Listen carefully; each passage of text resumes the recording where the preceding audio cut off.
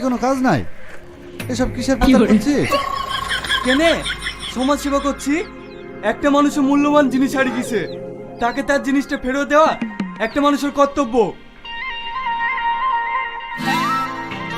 ও বৌদি, এটা দাদার না তো? না না, তোমার দাদা এসব পড়ে না। হ্যাঁ,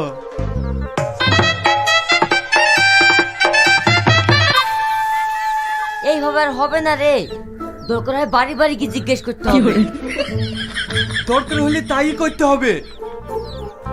আনন্দ সংবাদ, আনন্দ সংবাদ, জাঙ্গিয়ার সংবাদ।